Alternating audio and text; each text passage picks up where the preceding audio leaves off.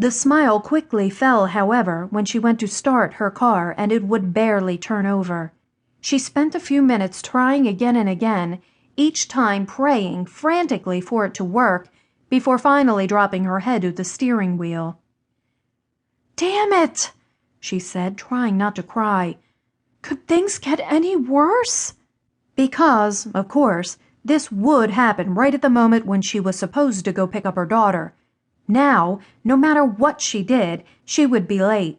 Not only would that disappoint Madison, it would also be giving Ken and Natalie even more proof that she was unfit to care for Madison. God knows how they would twist it to their advantage in court.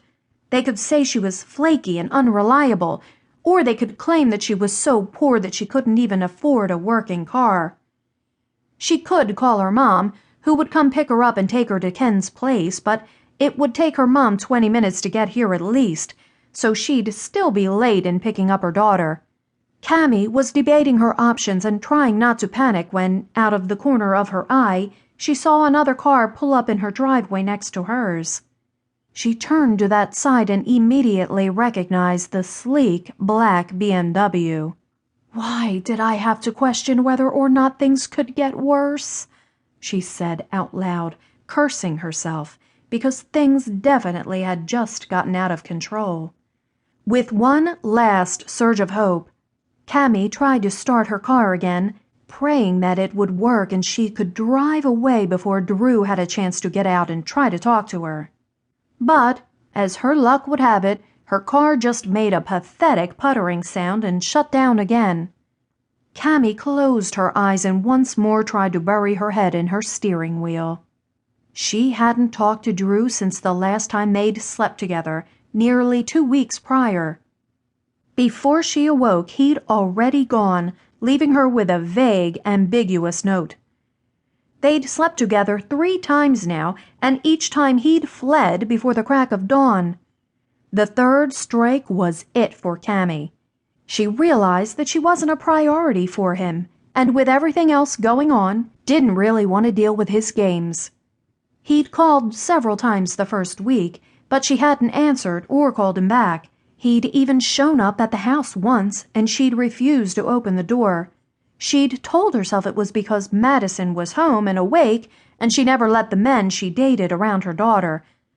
But the truth was, if she faced him, it would be near impossible to keep her resolve. And so she'd ignored him. He'd obviously gotten the message as, after the first week, he'd left her alone. And yet, here he was, in her driveway. In fact, she didn't even have to look up in order to know that he was tapping on her window.